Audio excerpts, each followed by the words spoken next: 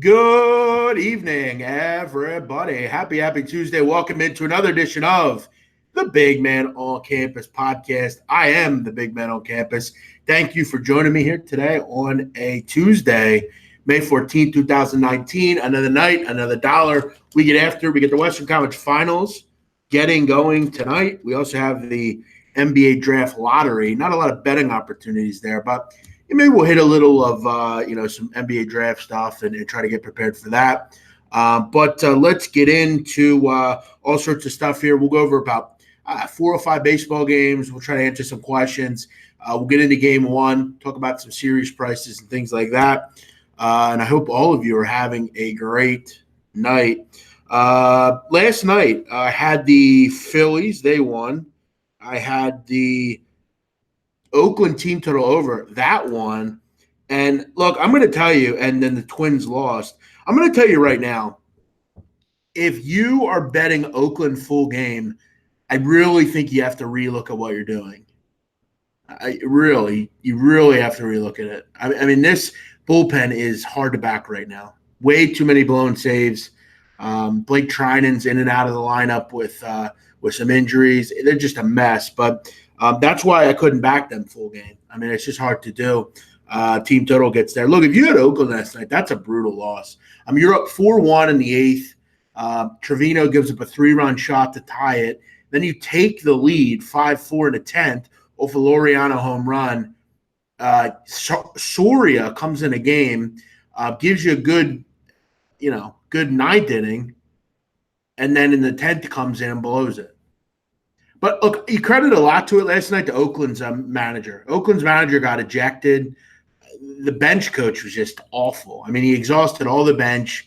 He's leaving guys in and not having Trinan killed them. If you have Trinan last night, you probably win the game. But that's a rough beat, one of the rougher beats I've seen this season. But we'll get into all that baseball. We'll get into a little NBA as well and more. Nate G, Funny B, Josh, Anil, LJ, Funny B, all you guys, thanks for watching. It's 2 minutes already. Where are you? Settle down. I was on the phone with my dad. Sorry that I can't immediately be here at 5 o'clock every day. I like Donnie's LED sports ticker he got for his show. Any chance you get one? No. There's no chance I'm going to get one. If you listen to yesterday's show, I'm not going to be doing this show for much longer, hopefully. Not that I don't want to. It's just I have something else that I'm pretty much going to be embarking on. So, no, there's no need for that. Why would I steal his idea? He has one. Why do I need one? But no, I'm not going to have that. I'm fine with the background I have. Things are going to change for me pretty soon. So we're just kind of doing things as we can do them here. Yeah. Matt Lawrence, Melvin Matanzas, welcome in. Make sure you guys hit the like button, please. I would appreciate that. Please hit the like button and retweet the show if you're on Twitter. It's always appreciated when you all do that. It's a great way to grow the show. Maybe someone finds it that doesn't watch it. You know, I actually have an interesting point about that. I did Periscope the other night during the fourth quarter of the Raptor-Sixer game, and I was looking at the retweets, and our good friend Whale Capper retweeted the show. And I saw that someone commented to him that he didn't know who I was, and he now will follow me because now he knows who I am. So again, retweeting the show is so integral. It's great. It helps us grow the show and kind of grow the profile. So Lucky, thanks for doing that. Lee, Brian, MCA, all you guys, thanks for retweeting the show. Nate Griffel, thanks for retweeting the show. Thanks for watching, Joe. Appreciate that. Junior, what's happening? Let's get into some baseball here. We'll start off with the Phillies and Brewers. We'll go back to this series after last night. And look, you look at this number. Sharp's definitely on the Brewers in this game. You look at the line. Brewers opened as a dog. They're now a favorite. Here's the thing about this game. You need both pitchers in this game to go deep if you're the Phillies or the Brewers. If you're the Brewers, you hope that Brandon Woodruff can kind of continue his ascent back to being a pretty decent pitcher. He had really struggled over the first 4 or 5 outings, but since then he started to kind of look up a little bit. He started to do some good things. And last night, Milwaukee kind of got out of their a slump from a hitting perspective. It wasn't a long slump, but they had struggled on the road really up until last night. Finally, we were able to score a few runs, but really the issue for Milwaukee on the road has been their pitching staff as well. They need Woodruff to go deep into this game. Both teams exhausted a lot of pitches last night from their bullpen. Nola didn't give much. Peralta didn't give much. If you're going to bet this game, understand if you can get a long outing out of your pitcher tonight, you're probably going to have a chance to win this game. Both these pitchers have been terrific. You obviously look at Woodruff, last 3 games, he's got an ERA under 2, 22 strikeouts in 16 innings. And you look at Eichhoff. Eichhoff has been arguably one of the better pitchers in baseball over the last 3 games. He's got an ERA under 0.5, 1 run over 20 innings. All 4 of those starts have gone under the number. I got to tell you tonight, I look at this game and I kind of think it's kind of a toss-up from a pitching perspective. I think both these pitchers are pitching really well. I think the lineups are both solid. I don't love either lineup. It's not like Bryce Harper's hitting the ball right now, and it's not like this Brewers team's been overly impressive on the road from a runs perspective. You're really just kind of hoping that you can get 6 innings out of both these pitchers. If you can, I think this game will go under the number. I like the way both these guys are pitching. I think a side's tough here. I lean Milwaukee just because I think anytime the Phillies are an underdog, especially at home, people run to bet them. And you have to expect Milwaukee, kind of 3 straight losses here, kind of figure it out. But if I had to play this game, I'd look under the number. I think you're going to get 2 real good outings tonight from both these guys, but not a game I bet personally, nor have a big opinion on. Thanks to everyone in here checking out the show. Obviously, baseball is not as well received as basketball or even football, but I thank all of you for joining us here tonight on the podcast. What else do we have here? Tampa Bay. I wanted to highlight Tampa Bay tonight against Smith. I've talked about Smith. He has been very good, very good. He's been the real bright spot for the Marlins. But, it's hard to get past the Marlins with how bad offensively they are. I posted earlier, 39 games this year, the Marlins have scored 105 runs. The closest to them scored 135 runs. So they're almost 30 runs worse than everyone else in Major League Baseball. They just can't find a way to get consistent offense. And you look at Charlie Morton. I mean, this pitching staff for Tampa Bay is among the best in baseball. From a bullpen perspective, from a starter perspective, Glasnow's been phenomenal. Snell's been very good. You look at Charlie Morton, he's been just as good. Has to get his control down, though. Too many walks. But he should be able to right the ship here against a really bad Marlin team. You look at this game, Caleb Smith has been so good, and you think the one concern you have if you want to back the Rays, and why I would take the under in this game, is you look at the middle of the lineup for the Tampa Bay Rays. Not a lot to get excited about. Daniel Robinson sitting under 200, Travis d'Arnaud sitting under 100. Kevin Kiermaier's not had a lot of success. Willie Adames is struggling. You only have 3 guys in this lineup hitting over 250. Not a lot of success here for these two. But you look at Tampa Bay, as poor on the surface as maybe this offense could be tonight, they're still way better than the Marlins. They have a better bullpen. I think it's a pretty fair price here. You just got to hope, as long as Morton doesn't walk a ton of guys, he has. I mean, he's had 21 walks this season, but at 130, I think it's a pretty fair price. You're starting to look at 140s now, so you're starting to get up there with this number. We look at Tampa Bay, though, always a good candidate for a run line. I think this team, as far as other than one win, every win has been by 2 or more runs. So, they're definitely winning by margin. They have big advantages in the bullpen and in the lineup here. And on the road, you always like the run line on the road. You're going to get the full 9 at-bats. Let's check in on some comments here. What do we got? Dexter, thanks for watching the show.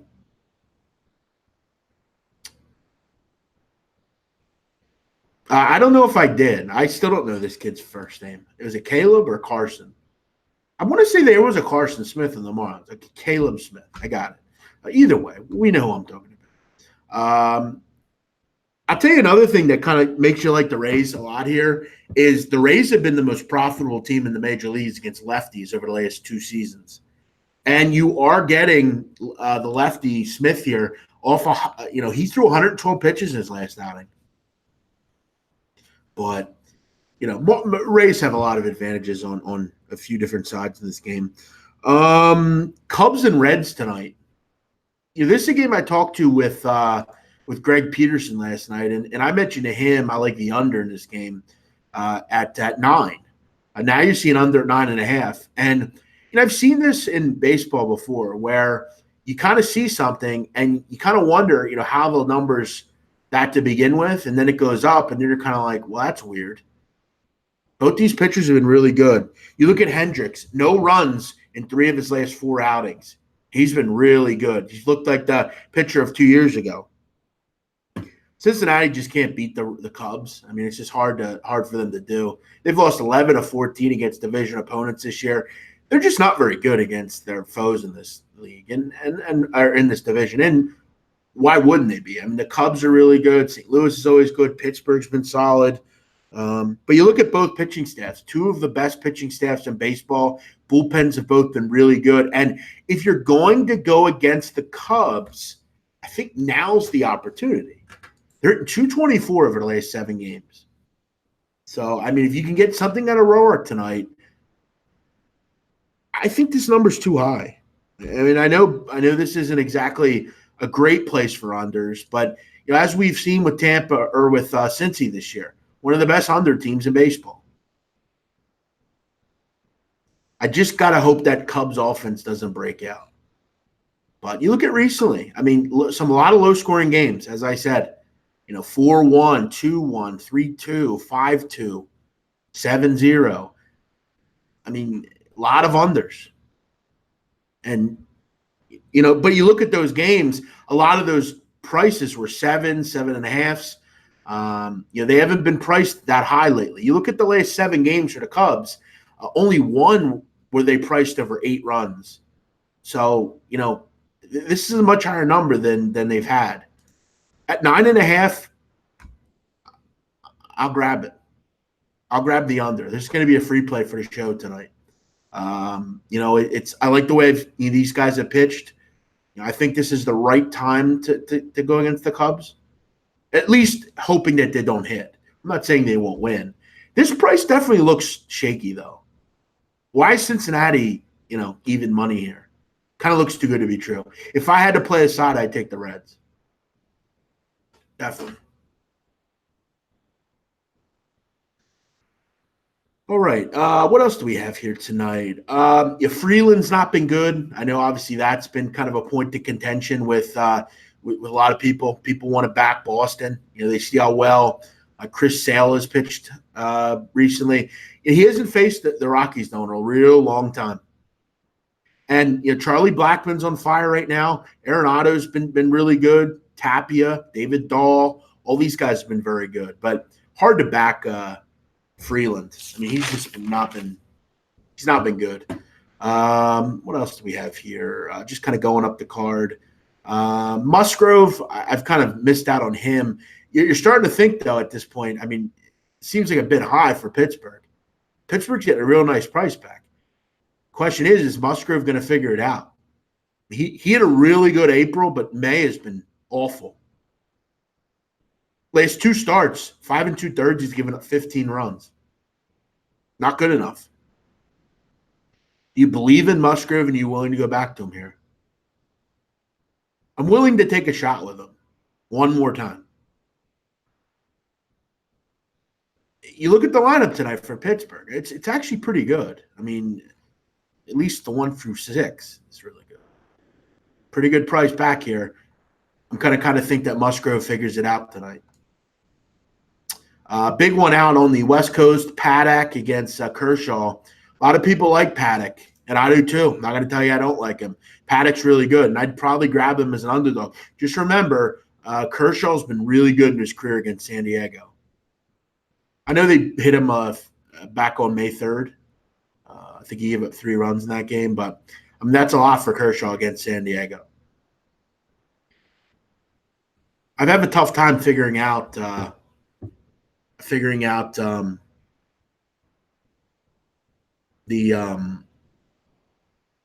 the Dodgers. I don't do well with this group.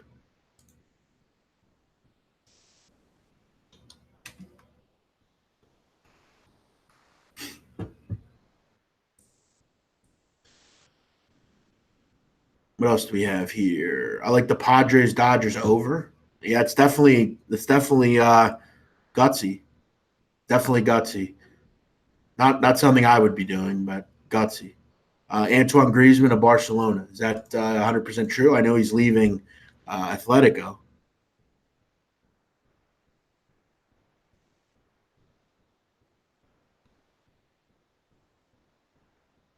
We'll have to see if that's true. I haven't seen anything like that. I know he's said he wants to leave, but if we're going to report news, guys, let's say it's that we think it's going to happen or it's actually a done deal. Because sometimes people report news and I'm thinking like, oh, this is probably true, and then it's I don't there's no sure of it. Okay, well there you go. How about that? Antoine Griezmann of Barcelona. Get your Champions League plays in next year. What do I think the Suns should do if they get the number one pick? I think they should take John Morant. But that's not what they're going to do. Whoever gets the number one pick is going to take Zion Williamson.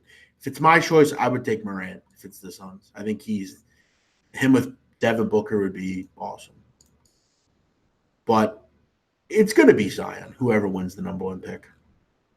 Sixers have a 1% chance to win the number one pick. Let's get lucky tonight.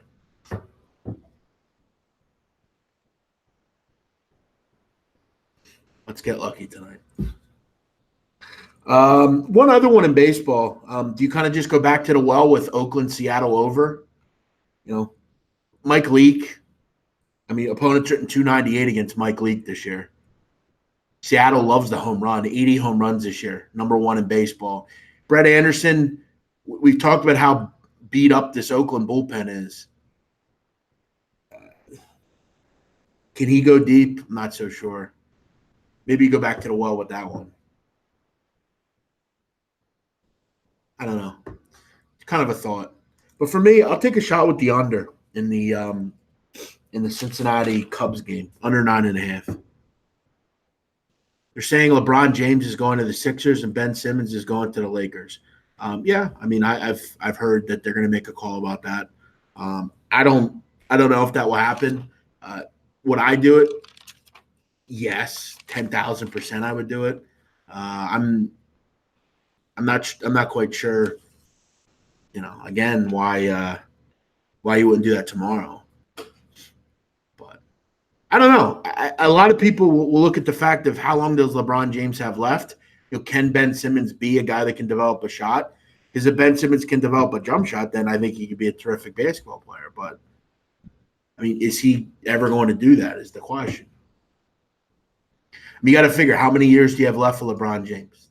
3, maybe. I mean, him and Joel would be pretty awesome. Look, don't get me started on free agents because I got my hopes up last year with that, and it didn't work out. So I'm going to just let the chips fall as they may. All right. Hoping the Bulls get the second pick so they can get Ja Morant. Him and Levine would be nice. Yeah. Look, I think anyone that gets Ja Morant is going to be very lucky. But yeah, I think the 1-2 is pretty simple here. I don't see any way that it doesn't go Williamson, Morant. I just don't see it. All right, let's get into Warriors and Portland tonight up at Oracle. Look, I'm going to say it right now. I think the Warriors win this series pretty easily. I think they win 4-1, maybe 4-2. Would it surprise me if they sweep? No, it wouldn't surprise me anytime the Warriors sweep. But I think tonight, I think the Warriors get the job done here. I think there's a lot of concern with Portland. I first say, how do you replace Rodney Hood? Rodney Hood was a big part of that Nuggets series. Big player off the bench for them. You look at Stephen Curry in his career against the Blazers. There are very few teams he's had more success against. Stephen Curry against Portland in his career, he's averages 28 points a game. As far as Western Conference opponents, he doesn't average more against anyone else. And there are only two other teams that he averages more points against, the Raptors and the Wizards. He just destroyed them in his career. So you got to feel good about that if you're Curry and you're a Warrior fan. You also look at how good they've played without Durant. 22-12 against the spread in 34 games. They've only lost 4 times in 34 games without him. And they're winning on average the games by over 12 points a game. I also look at this game. It's Tuesday night. You just played a game Sunday night in elevation on the road, and they're going to play the Warriors. Fatigue has to be an issue, doesn't it? But then you look at this and say, like, why doesn't this game go over? I mean, I'm not really sure that Golden State is a huge answer for the bigs that Portland have. But then again, I don't think they have great bigs. I don't think this is a great spot for Portland. Could they win a game? Sure. I don't think it's going to be this one. To me, this game's like 118, 107 or something. 120, 108.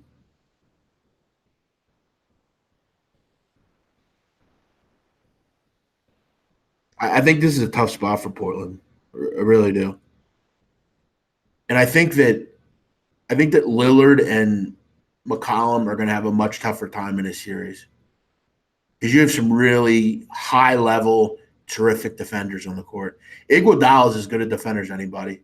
Klay Thompson's a top 4 defender in the league. I think they're going to have a much tougher time in it.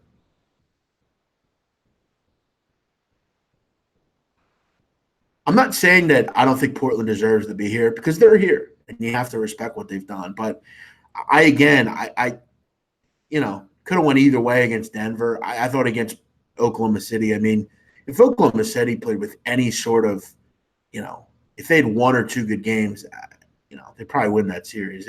I don't know how good Portland is. They could probably shut me up and win this series, and then, without Nurkic, they're in the NBA Finals. I don't see it. In this game tonight, I don't see it. I think it's 120, 108, something like that. So I would go with that here. What do we got here? I disagree. I think John Moran is the number 1 pick. Yeah, I mean, good. I mean, I hear you. I don't think it's going to happen. But yeah, look, if it was me, he'd be not my number 1 pick.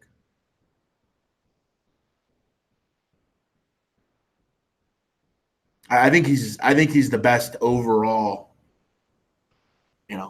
player in this draft. Just me. I think the top 10 is fascinating, where the teams go.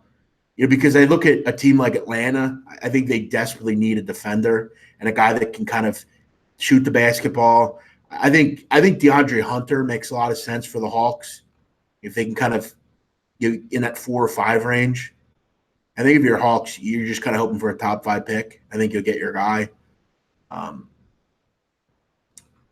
think Cam Reddish makes sense to the Wizards. I'm not sure he's a top 10 pick personally, but he will be. Culver, his stocks obviously went up a lot. Guys that have made some moves. I mean, obviously the 2 kids from Gonzaga, Hachimura and Brandon Clark. I think Tyler Hero is a really underrated player in this draft. You could argue he's the best shooter in this draft. I mean, consistent player. Really good from 3. Really good. I mean, 36% for his career. Great foul shooter. He's not as small as J.J. Redick. He's bigger than J.J. Redick, but he's a kind of a similar player. He's I think an inch or 2 bigger than Redick, but I think he could be a similar type of player. Great shooter, pretty good. He's a better defender than JJ for sure. He's a guy that's moving up the board for me. He could be a top 15 pick, I think.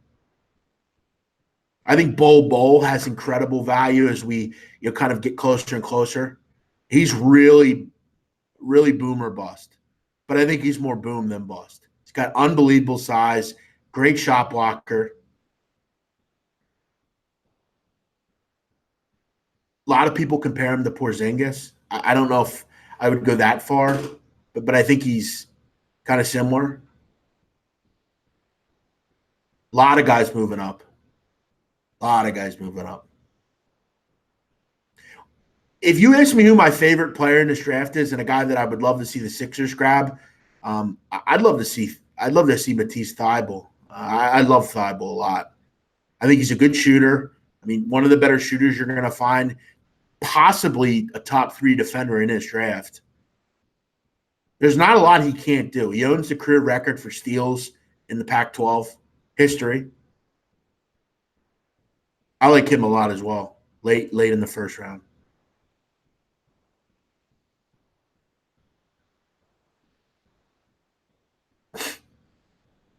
Thanks for watching, Mike, Gerald. Appreciate it. Blazers are shooting 28% from 3 in their last 4 road games. Good call. Yeah, this one could get ugly late in the game, in the fourth quarter, late third, early fourth. Public likes the Blazers in this game, for sure.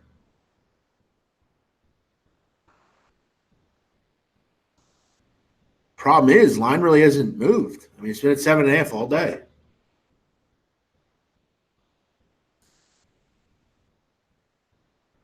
All right, guys, time's yours. If you have any questions or points you want to make, feel free.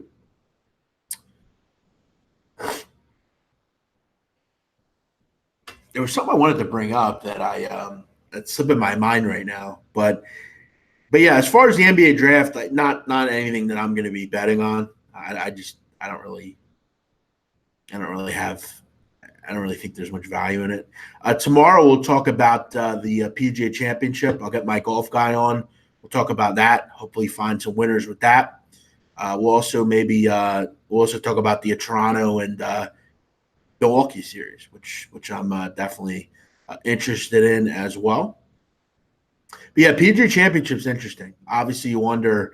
One guy I'm not going to be on is Tiger. Not going to happen. Not on Tiger. Not going to happen. I think I'll probably go back to Justin Rose. Probably, maybe Matsuyama. We'll kind of have to see. What the hell did I want to bring up? There was another thing I wanted to talk about here, and now I'm fucking drawing a fucking blank. The Sixers should hire you as a scout. I would love that. I would absolutely love that. Does it bother you that John Morant played for a mid-major program? No. Why would I care about that? Did you talk about Beeline moving? Yeah, we talked about that yesterday, actually. It was definitely very surprising. But he'll do good things.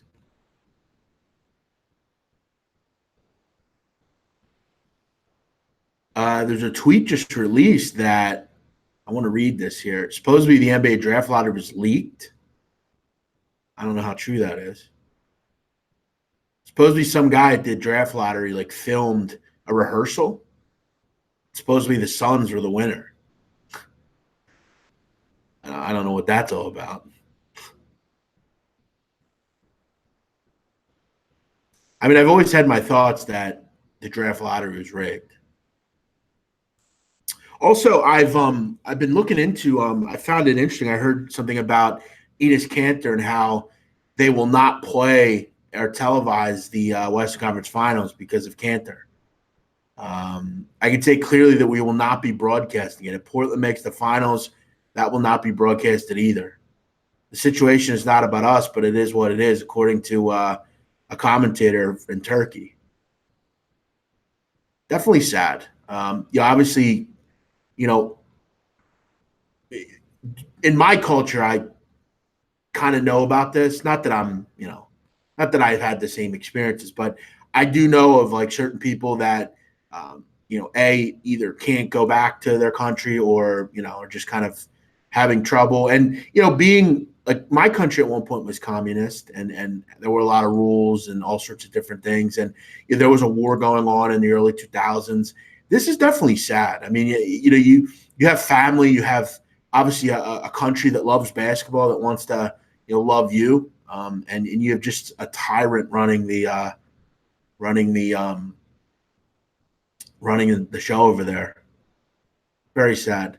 I actually saw something on Cantor as well that he's practicing obviously Ramadan right now, and he wakes up, I guess, like really early in the day, like 4 in the morning, and he eats like a big meal and has like all his stuff, and he can't eat or drink anything until sundown.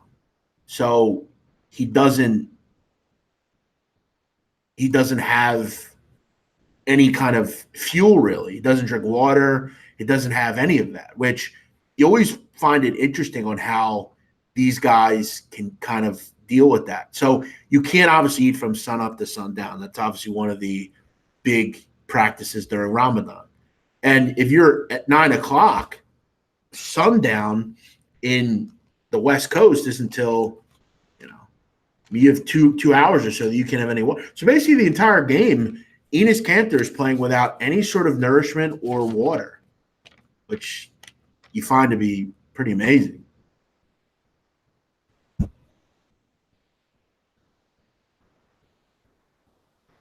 What else do we have here? Lottery's rigged. Have you ever seen a 30 for 30?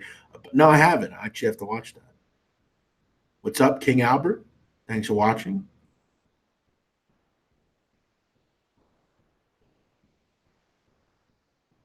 Yes, I'm aware of that. That's what I just said. You can't eat from sun up to sundown. I know. I'm familiar. Thank you, Ike. Thanks for clarifying that. It's kind of what I just said, but either way, thanks for watching. Eric Swiatek, what's happening, buddy? Good to see you. Eric, I haven't seen you in a while. How you been? Eric Swiatek, a nice guy. I've talked to him on Twitter before. I got to respect Swiatek. He's reached out to me before, and I know we don't agree politically, but he's always been fairly respectful of that. And I always respect people like that. I respect people that are not like, they don't shove it down your throat. I think we all kind of hope that everybody's just happy, and gets what they want. We've also, him and I've talked to Eric Swiatek about, he believes that we didn't land on the moon. I don't either. I've said that before. And I know people will think I'm nuts, but I generally don't believe that we did land on the moon. In fact, I think it's impossible to actually do, especially in the 60s. And I remember, I want to say I talked with him about that before. So good to see you, man. During the Champions League last week, yeah. Last year you had it during the World Cup, or not during the World Cup. What was it? Oh, Champions League. Sadio Mane, Mohamed Salah, all those guys. They were all they all couldn't eat. Yeah, it's definitely fascinating.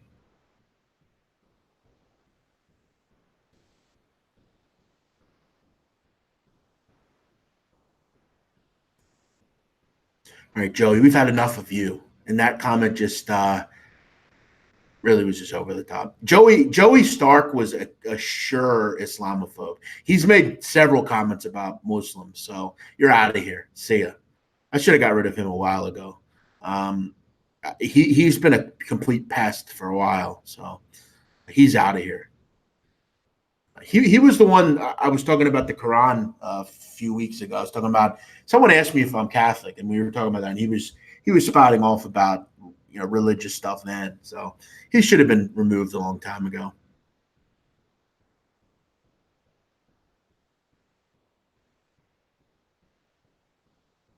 Yeah, I mean, if you don't agree with the moon landing, say you don't agree. Let us know. I want to hear who agrees with that. Do you consider umps and capping MLB totals? Not really. I mean, occasionally I'll look at that, but I don't bet a lot of totals. I mean, I did. I have one tonight that I gave to you guys, but no, not really. So the Suns have won the first pick. Wow, the Knicks aren't even in the top four. That's brutal. Yeah, I saw that. Knicks are fifth. Jesus Christ.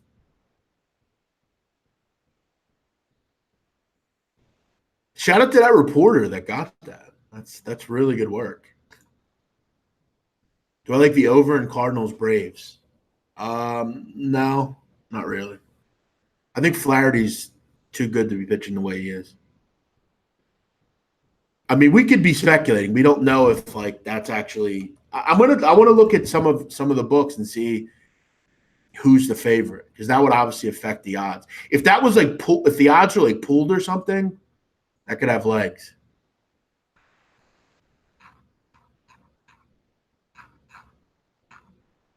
All right, to get the first pick right now, the Knicks are plus 450, Suns are plus 540. You gotta kind of just take a shot, right? Just take a shot on the Suns.